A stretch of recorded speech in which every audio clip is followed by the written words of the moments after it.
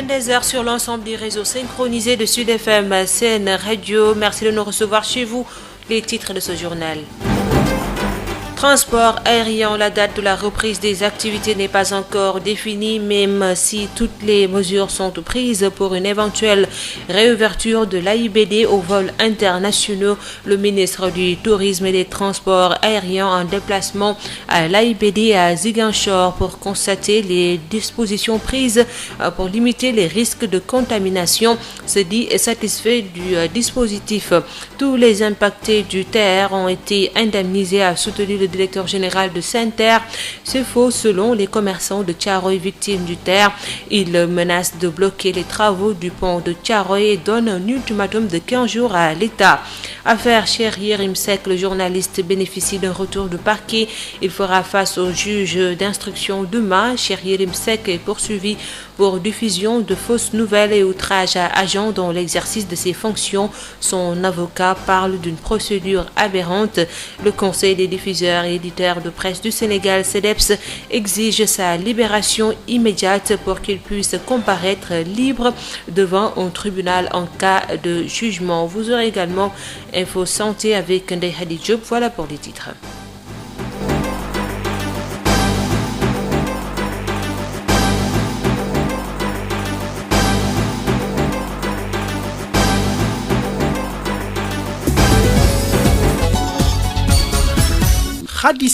Est à la présentation. Aline Badara Sosé assure la mise en onde. Bienvenue. Reprise des activités du transport aérien. La date exacte de reprise des vols pas encore définie. Le ministre du Tourisme Aliou Sarr était en visite ce mardi dans les aéroports de Diass et Ziguinchor pour constater de visu les dispositions prises pour limiter la propagation du virus. Aliou Sarr qui annonce que les services de bord comme les couverts sont également revus pour limiter la propagation entre les passagers et le personnel. Aliou Sarr au micro de Denisia Sambo. Il fallait s'assurer que les dispositions sont prises pour le port de masque, le respect des distances physiques entre les passagers. Vous avez donc toutes les matriculations qui sont faites pour permettre justement à ce que les passagers soient dans des positions qui leur permettent de limiter la propagation. Mais aussi, les dispositions qui seront prises également au niveau des avions et des aéronefs. Au niveau de l'avion, il y a des dispositions qui sont prises pour la distance physique entre passagers, mais aussi des dispositions sont prises pour limiter les contacts entre le personnel d'équipage et également les passagers. Mais aussi, ce sont les services de bord, comme la restauration, qui sont également revus, qui sont restructurés pour éviter les contacts entre justement tout ce qui est couvert et les passagers. Et à partir de là, maintenant, nous pourrons justement donner le feu vert avec l'aviation civile pour dire aux compagnies nationales que le vol sur Ziguinchor et les vols intérieurs peuvent démarrer. Et nous soumettrons au chef de l'État la proposition et il lui appartiendra justement d'annoncer à la nation quand est-ce que nous allons ouvrir les vols internationaux. Nous irons à Ziguinchor pour faire la même vérification puisque ce sont les vols Dakar-Ziguinchor qui vont démarrer. Et à partir de là, maintenant, nous pourrons justement donner le feu vert avec l'aviation civile pour dire aux compagnies nationales que le vol sur Ziguinchor et les vols intérieurs peuvent démarrer. Ensuite, nous ferons également le même travail et nous soumettrons au chef de l'État la proposition et il lui appartiendra justement d'annoncer à la nation quand est-ce que nous allons ouvrir les vols internationaux. Vous savez que ces dispositions que j'ai évoquées tout à l'heure sont consignées dans une circulaire que je vais signer, qui a fait l'objet d'un partage avec l'ensemble des services de l'aéroport, mais également les ministères de la Santé, pour que justement qu'on prenne les dispositions qui permettent à ce que l'aéroport soit autorisé à ouvrir. Et donc ce travail est terminé. Et la circulaire donc que je vais signer avait besoin d'abord que moi-même je visite de manière visuelle, que je vienne physiquement regarder que les dispositions dans la circulaire sont bien respectées. Et à partir de là maintenant, cette notification sera envoyée à l'ensemble des acteurs, c'est-à-dire les compagnies aériennes, mais aussi les aéroports, tous les acteurs qui interviennent dans l'espace aéroportuaire, pour qu'ils respectent justement ces dispositions qui permettent justement d'assurer la sécurité et la sûreté des passagers et de nos concitoyens. Les commerçants de Thiaroye victimes du TER apportent la réplique suite à la sortie du directeur général de Saint-Terre dans l'émission Djanobi sur Sud FM, soutenant que tous les impactés du TER ont été indemnisés. Faux rétorque ces derniers qui ont fait face à la presse. Ils menacent de bloquer les travaux du pont de Thiaroye s'ils ne rentrent pas dans leur fonds et donnent un délai de 15 jours à l'État. Ngagne Amar, coordonnateur du collectif des commerçants impactés, au micro d'Elhadji Moussa Thiam. À notre très grande surprise, on a entendu M. Abdoundene Sall, le directeur général de Saint-Terre, faire de fausses déclarations qui a vraiment révélé notre inquiétude encore de nouveau. Je ne peux pas comprendre comment il se permet de dire à Djanobi, à Thiaroye, il y a plus d'impactés qu'on doit payer et que les impactés sont toujours là. Si Abdou Ndéné Sall se permet de dire à Thiaroye, il n'y a que des marchands ambulants qui restent à payer et ils ne veulent pas prendre leur argent parce qu'ils attendent le marché qu'on est en train de construire, c'est formellement faux. À Thiaroye, on n'avait même pas recensé des marchands ambulants. On avait recensé des tabliers et des places d'affaires. Ces braves commerçants qui courent toujours derrière les indemnisations, vraiment, nous déplorons les propos d'Abdou Ndéné Sall qui est archi faux et formellement même faux. C'est dans ce sens que nous interpellons l'État du Sénégal pour ces mensonges qui sont inclus dans le projet Terre Train Express Régional. Il n'y a que des mensonges et des ndjoudjadj. J'interpelle directement le président de la République. À Thiaroye, il n'y a pas de marchands ambulants recensés. Il n'y a que des tabliers et des places d'affaires de braves commerçants. Il n'y a pas de marchands ambulants recensés, encore une fois, qu'il soit clair. Actuellement, ce que nous comptons faire, c'est surtout attirer l'attention du président de la République. Parce qu'un projet d'une telle envergure n'a pas été proposé pour appauvrir les commerçants. Vraiment. Le projet nous a appauvris. Désormais, comme on a entendu Abdou Ndéné Sall dire qu'il a fini à Thiaroye, vraiment, nous, on ne peut pas admettre qu'on termine les travaux là à Thiaroye et qu'on ait la bras croisés. On est prêt. Bien vrai qu'ils ont clôturé l'emprise, mais on a les moyens de sauter sur l'entreprise et faire autre chose. On est prêt pour ça. Le pont est là, tout près de nous, qui est en phase d'achèvement. On ne reste pas bras croisés, laissez terminer ces travaux. Si d'ici 15 jours, il n'y a pas gain de cause, nous serons tous au pont et saccager les travaux. On a au moins 200 personnes qui n'ont pas encore reçu leurs indemnisations. Notre interlocuteur avant c'était Mountagassi, le DG de l'APIX. Maintenant, nous, on ne peut pas qu'on nous jette sur les mains de Abdou Ndéné Sall. Abdou Ndéné Sall ne nous convient pas. Ce n'est pas notre interlocuteur. Et surtout, il y a un marché qu'on est en train de construire depuis 4 ans. Le marché aussi, l'évolution est stagnée. Tu visites le chantier, tu ne trouveras que des gardiens. Les abonnés de la société d'électrification du RIP sont très remontés contre la cherté du courant au niveau de leur village. Ils ont créé un collectif regroupant 6 villages de la commune de Tataguine contre cette société qui continue d'arnaquer les pauvres paysans. Ces abonnés demandent au chef de l'État de leur venir en aide. Alphonse Latir-Faye porte leur parole. Il est au micro d'Ungorsar. Depuis 2016, il y a un projet qui est venu dans ces villages dénommé EDR, électrification du RIP, et qui depuis 2016 vend le kilowatt à 316 francs à ses clients, alors que la Sénélec vend son kilowatt à moins de 90 francs. Ces villages aussi sont victimes du fait que EDR, quand l'État du Sénégal a donné 17 500 dans le cadre du Covid, pour le courant électrique, EDR a donné 13 350 à ces clients-là. D'où le gap qui nous fait très mal, parce qu'il y a une différence de 4 150 que EDR a volé à chaque client de ce projet-là. Le troisième point qui nous fait extrêmement mal, c'est quand vous faites une demande de compteur qui peut aller jusqu'à 66 000 francs selon le niveau. Il y a le niveau 1 qui tourne vers 12 000, le niveau 3, 33 000 et le niveau 4, 66 000. Ce qui est trop cher pour des paysans. Alors que Sénélec donne ses compteurs à moins de 5 000 francs. Pour des villageois, nous pensons que c'est inadmissible et on ne peut pas le comprendre. Donc c'est dans cette optique-là que nous demandons au président Macky Sall et à son ministre de l'Énergie de venir au secours de ces populations. Nous demandons et nous exigeons qu'une enquête soit diligentée, une enquête approfondie soit diligentée pour permettre aux villageois de mieux comprendre le courant, comment ça marche, mais aussi permettre aux villageois de pouvoir améliorer leurs conditions de vie parce que le EDR appauvrit ces paysans. On voit des paysans qui, à la fin de leur récolte, sont obligés de vendre leurs arachides pour pouvoir payer l'électricité. Nous demandons aussi au ministre de l'Énergie, au directeur de la Sénélec, de venir en aide à ces populations qui demandent d'être branchées sous le réseau de la Sénélec avec des compteurs Woyofal. Nous sommes arnaqués, volés. Il y a déjà 6 villages dans la commune de Tataguine. Le collectif des éducateurs spécialisés réclame 7 mois d'arriérés de salaire et leur recrutement dans la fonction publique. Ils sont une 50aine d'agents formés à l'École nationale des travailleurs sociaux spécialisés ENTSS. Le chef de l'État, Macky Sall, est interpellé. Néa Soudiba, la présidente du collectif des éducateurs spécialisés, au téléphone avec Birame Ndiaye. Là, nous sommes une 50aine d'éducateurs en attente de recrutement dans la fonction publique sénégalaise. Nous venons exposer vraiment, interpeller le chef de l'État de notre situation. Là, on est une 50aine de la promotion 2007 à 2011. Depuis, nous attendons notre recrutement dans la fonction publique. L'État du Sénégal a transféré cette formation d'éducateurs spécialisés au CFJ, Centre de formation judiciaire. Il nous avait promis qu'avant que cette formation se commence au CFJ, les éducateurs qui sont formés à l'École nationale des travailleurs sociaux seront d'abord tous recrutés. Mais 2 ans après, 3 ans, la formation a débuté au CFJ à notre grande entreprise. Depuis 2016. En 2019, ces éducateurs ont fini leur formation et ils sont intégrés dans la fonction publique parce que dès leur admission au concours, ils sont considérés comme des élèves fonctionnaires. En juillet 2019, nous les sortants de l'École nationale des travailleurs sociaux, le ministère de la Justice a appelé une appel à candidature d'éducateurs comme vacataires. Ils ont démissionné et sont allés répondre à l'appel du ministère de la Justice comme vacataires, espérant qu'à court terme, ils seront intégrés dans la fonction publique. Même en 2019, lors de cet recrutement comme vacataires, ces derniers ont des problèmes à entrer dans leur fonds. Les paiements posent toujours problème. Ils peuvent rester 2 à 3 mois sans salaire.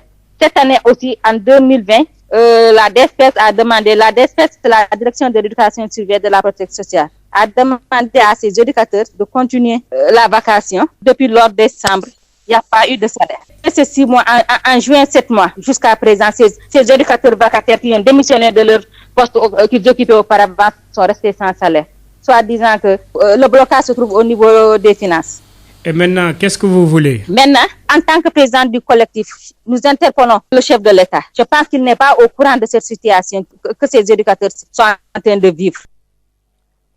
Retour de parquet pour Cheikh Yérim Seck, le journaliste poursuivi pour diffusion de fausses nouvelles et outrage à agent dans l'exercice de ses fonctions. Pour son avocat, maître Mamadou Gueye Mbaw, demander à un journaliste de révéler ses sources est une aberration. Le voici au micro d'Amadou Moustapha Dian. Le juge d'instruction a décidé de reporter l'entretien à demain. Donc il bénéficie d'un retour de parquet? Oui, il va bénéficier d'un retour de parquet. Pouvez-vous donc revenir sur les charges qui sont retenues contre lui? Dans son réquisitoire, le procureur a visé, entre autres infractions, la diffusion de fausses nouvelles, l'outrage à agent dans l'exercice de ses fonctions. Ça s'est très bien passé. Pour le moment, rien ne s'est encore passé. Ce sera demain, il va l'inculper et c'est lui qui décidera de la suite à réserver à la procédure. Mais tout dépend de la qualification qui a été retenue. À ce niveau-là, on ne pourra pas trop avancer là-dessus. Il va falloir attendre l'issue de l'entretien avec le doyen. Il y a l'opportunité des mesures à prendre. Ah oui, nous sommes totalement confiants et nous avons bon espoir que le droit sera dit et que la vérité, surtout ça, la vérité va finir par triompher parce qu'il y a beaucoup de diversion dans ce dossier. Comment est-ce que justement donc même vous comprenez qu'on demande à un journaliste de révéler ses sources? Évidemment, et c'est pourquoi cette procédure est totalement aberrante. Le journaliste ne livre pas ses sources. Et on lui demande de lui livrer ses sources, lui. Comment? Mais c'est bien de cela qu'il s'est agi. Il a demandé de livrer ses sources ou de fournir les preuves de ses allégations, une manière de remonter sa source. C'est un piège qu'on a tout de suite vu. Évidemment, on a catégoriquement refusé de nous adonner à cet exercice. Le Conseil des diffuseurs et éditeurs de presse du Sénégal, CDEPS, considère que l'emprisonnement d'un journaliste alors que les faits ne sont pas encore établis suscite une inquiétude quant à la liberté de la presse et à la liberté d'expression. L'arsenal juridique sénégalais comporte de nombreuses dispositions attentatoires à la liberté de la presse et à la liberté d'expression comme la diffusion de fausses nouvelles, la diffamation, le secret défense, la fermeture administrative d'un organe de presse, entre autres. Cette situation pose encore aujourd'hui la nécessité de la dépénalisation ou déprisonnalisation des délais de presse. L'emprisonnement du journaliste Cheikh Yérim Seck serait un acte d'un autre âge dans une société démocratique. Ainsi, le CDEPS exige la libération immédiate du journaliste pour qu'il puisse comparaître libre devant un tribunal en cas de jugement. Sud FM. Suivi épidémiologique de la maladie à coronavirus dans la région de Sédhiou. À ce jour, seuls 5 patients sont sous traitement et 112 déclarés guéris sur les 117 cas positifs. Toutefois, la stigmatisation constitue un obstacle majeur à la prévention de la propagation. Le comité régional de gestion des épidémies qui a procédé à la réception du centre de traitement extra-hospitalier de Sédhiou exhorte à une sensibilisation de masse pour vaincre la Covid-19. Moussa Dramé. Sur les 117 malades de Covid-19 jusqu'ici enregistrés dans la région de Sédhiou, 112 en sont guéris et seuls 5 restent encore sous traitement. Annonce faite ce mardi par le gouverneur de région Papa Demba Diallo lors du comité régional de gestion des épidémies élargi à l'éducation. Sur les 117, les 112 sont sortis. Il nous reste 5 sous traitement. Le comité déclare avoir reçu des soutiens et en redistribue aux communautés de base via des organisations agréées, a fait savoir le chef de l'exécutif régional de Sédhiou. Nous venons de procéder à la remise symbolique d'un appui qu'on a reçu de l'UNFPA, que nous remercions vivement. Et également, nous venons de remettre des appuis reçus également pour lancer la distribution communautaire des kits concernant la lutte contre la Covid-19. Plusieurs organismes ont été ciblés. Casades, GEP, le centre de formation professionnelle et également la région médicale vont procéder également à la distribution communautaire de ces kits. S'agissant de la stigmatisation à même de constituer un obstacle majeur à la prévention de la propagation de la maladie, le gouverneur de région Papa Demba Diallo exhorte à la sensibilisation des masses. Avec l'arrivée des enseignants, il y a eu beaucoup de cas de stigmatisation et même envers le personnel de santé.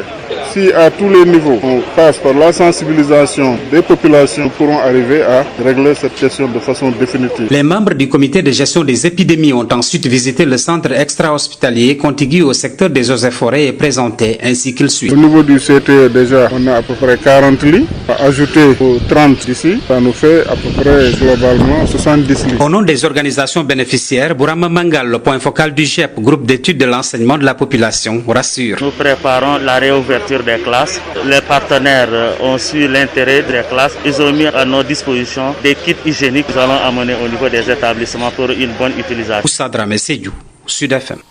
Moussa Dramé, distribution de l'aide alimentaire. Les opérations ont démarré ce mardi à Joal pour le département de Mbour. 45 000 bénéficiaires pour les 16 communes du département. Une partie des nécessités sont laissées en rade. Babacar Sow. Démarrage des opérations de distribution de l'aide Covid-19 du gouvernement Macky Sall. C'est pour plus de 45 000 bénéficiaires des 16 communes que compte le département de Mbour, avec 80 points de distribution pour éviter tout rassemblement. Joal a été choisi par l'autorité administrative pour le lancement de cette distribution de l'aide Covid-19. Mortal Tine, préfet du département de Mbour. Ici, nous avons 45 586 bénéficiaires répartis entre les 16 communes. Pour l'ensemble du département, nous avons retenu 86 points de distribution pour éviter que ces opérations ne soient à l'origine de rassemblement. Vous avez pu constater ici à Joal-Fadiouth qu'il y a 6 points de distribution qui polarisent différents quartiers de la commune de Joal-Fadiouth. Cette aide Covid-19, les populations en avaient grandement besoin. Selon la première adjointe au maire de Joal, une ville touristique où les acteurs du domaine avaient cessé de travailler depuis le début de la pandémie. Elle invite les populations au respect des mesures barrières. Elle se désole cependant du fait que tout le monde ne peut pas en bénéficier. Lise Koumba Diouf, première adjointe au maire de Joal. Les populations en avaient besoin, surtout ici au niveau de notre village. Parce que vous savez que c'est un village touristique. Et dès les premières heures, les guides touristiques ont dit que non, on arrête. Donc ils ont arrêté le travail avec plus de touristes. Donc le village a vraiment senti ça. Il y a les touristes, il y a les guides, il y a les antiquaires. Donc vraiment, c'est une chose qui est venue à l'heure. L'invite que j'ai fait à la population, on l'a tout en fait. Vous avez vu au niveau du pont qu'on a un dispositif. Il y a des thermoflages. Et ça, grâce à la mairie, à madame le ministre et à la fraternité de Fadi. On invite les populations au port du masque et vraiment à la distanciation. La maladie ne vient pas trouver les gens, c'est les gens qui vont trouver la maladie. Donc il faut éviter les déplacements inutiles. Je crois que c'est dans les 200 et quelques parce que c'est les plus démunis. Babacar Sow depuis Mbour pour Sud FM. 57 millions, c'est le montant de l'enveloppe dégagée par la ministre de la Microfinance et de l'économie solidaire pour la seule mutuelle d'épargne et de crédit de la région de Matam. Dans un contexte de Covid-19, les bénéficiaires auront un différé de remboursement de 9 mois, a annoncé Zahra Iyane en tournée nationale. Abdourahmane Diène. La ministre de la Microfinance de l'économie solidaire est arrivée ce matin à Matam dans le cadre de sa tournée nationale. Zahra Iyane Thiam a ainsi dégagé une enveloppe de 57 millions de francs CFA pour la mutuelle d'épargne et de crédit de Bamtare. Au total, la mutuelle d'épargne et de crédit Bamtare et plusieurs groupements de l'économie sociale et solidaire évoluant dans divers domaines d'activité seront les bénéficiaires directs du programme pour un montant global de 57 900 000 francs CFA. répartis comme suit: un fonds de crédit de 30 millions au profit de la MEC Bamtare, un fonds de subvention de 27 900 000 au profit des acteurs de l'économie sociale et solidaire. La volonté de la ministre est de voler au secours des mutuelles se trouvant dans les zones reculées. À Matam, la mutuelle d'épargne et de crédit Bamtare est la seule pour tous les 3 départements de la région. Il était important que nous passions par les mutuelles isolées pour en toucher un plus grand nombre. Aujourd'hui, la seule mutuelle isolée de la région de Matam, qui est la mutuelle Bamtare, qui a à son actif 5300 membres, a été sélectionnée pour l'accompagner dans le maintien de son activité. Avec ce financement à hauteur de 57 millions de francs CFA, les membres de la mutuelle Bamtare vont moins souffrir des impacts de la Covid-19 et d'autant plus qu'ils bénéficieront d'un différé de remboursement de 9 mois. Matam, Abdurrahman Dien pour Sud FM. Sud International. L'Organisation mondiale de la santé a salué une percée scientifique après l'annonce par des chercheurs britanniques qu'un médicament de la famille des stéroïdes réduisait significativement la mortalité chez les malades gravement atteints par la Covid-19. C'est le premier traitement avéré qui réduit la mortalité chez les patients atteints par la Covid-19 sous assistance d'oxygène ou de respirateur, a commenté le directeur général de l'OMS dans un communiqué. C'est une bonne nouvelle et je félicite le gouvernement britannique, l'université d'Oxford et les nombreux hôpitaux et patients au Royaume-Uni qui ont contribué à cette percée scientifique qui sauve des vies, a-t-il ajouté. L'armée indienne a annoncé ce mardi avoir perdu 20 soldats dans une confrontation avec l'armée chinoise sur la frontière disputée au Ladakh dans le nord de l'Inde. Premier accrochage militaire meurtrier en 45 ans entre les deux puissances nucléaires asiatiques. L'Inde avait indiqué dans la journée avoir perdu lundi 3 soldats, mais a annoncé dans un communiqué mardi soir que 17 autres grièvement blessés au champ d'honneur avaient succombé à leurs blessures, portant le total des morts au combat à 20. 22h22, Info Santé avec Ndeye Diop. Biotox anti-moustique pour le corps, les vêtements, les rideaux et draps vous protège contre les moustiques chez l'adulte et l'enfant. Val d'Afrique vous offre votre journal de la santé.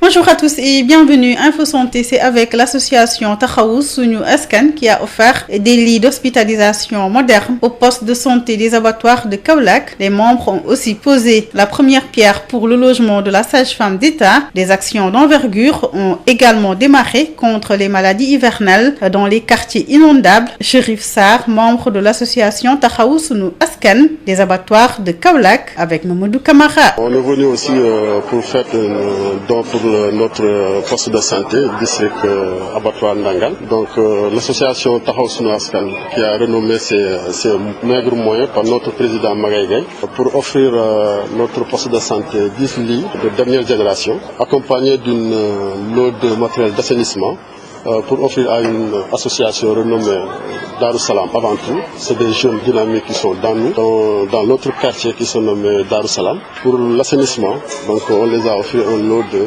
pour l'hivernage. Oui, on avait fait il y a un an de cela, on avait fait un don d'une ambulance de dernière génération pour notre quartier. On a fait aussi une pause première pierre pour le logement du chasse-femme. Notre activité principale, c'est juste pour la santé avant tout. Donc c'est pourquoi on a misé poste de santé, mais c'est pas notre première action, parce que pour le quartier, on a fait que servir notre population par nos maigres moyens, faire ce que l'association fait valoir pour la population, ce que la population a besoin, et on n'a pas les moyens pour le faire davantage. L'association se débrouille pour les apporter tout ce qu'ils ont besoin. Comme la pluie ne donne pas des avertissements, l'association qui se nommait Darussalam avant tout, on a fait le débranage. Il y a une semaine, on a creusé et fait un canal de 1,1 km, commençant dans le centre de Ndangal jusqu'au garage Noro pour évacuer l'eau à la mer.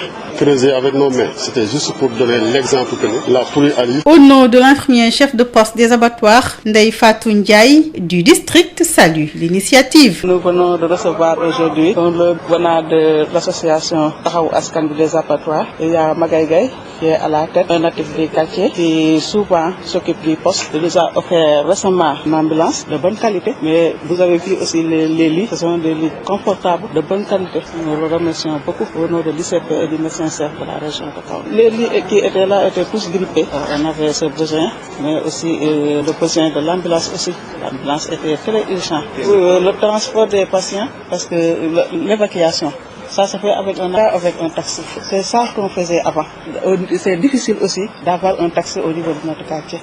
On perdait beaucoup de temps, presque 1 heure, 2 heures, devant un patient qui souffre. Partez 2 heures de temps pour avoir un taxi. Ou bien un moto, transporter un enfant qui est en détresse respiratoire, un nouveau-né, vous le mettez en moto jusqu'à la pédiatrie. Tout ça, c'est fini maintenant. Ce sont des anciens souvenirs. On sollicite aussi les autres bonnes volontés du quartier de faire comme lui. Toutes ces réactions ont été recueillies par Mamadou Camara. Info Santé, c'est fini. Merci à tous. Yotox anti-moustique pour le corps, les vêtements, les rideaux et draps vous protège contre les moustiques chez l'adulte et l'enfant. Val d'Afrique vous a offert votre journal de la santé.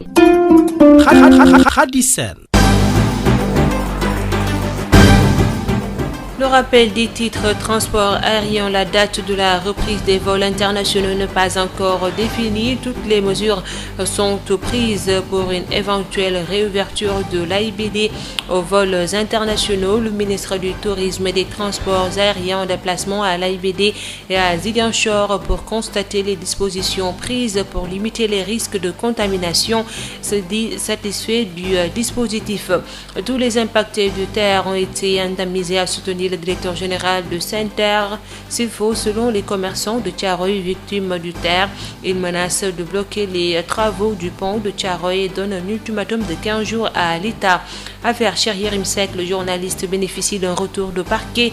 Il fera face au juge demain. Cheikh Yérim Seck est poursuivi pour diffusion de fausses nouvelles et outrage à agents dans l'exercice de ses fonctions. Son avocat parle d'une procédure aberrante.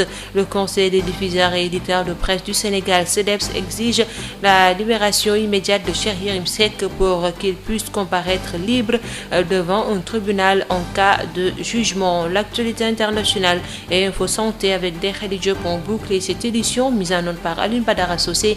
Merci de nous avoir suivis et restez chez vous en compagnie des programmes de Sud FM Sen Radio.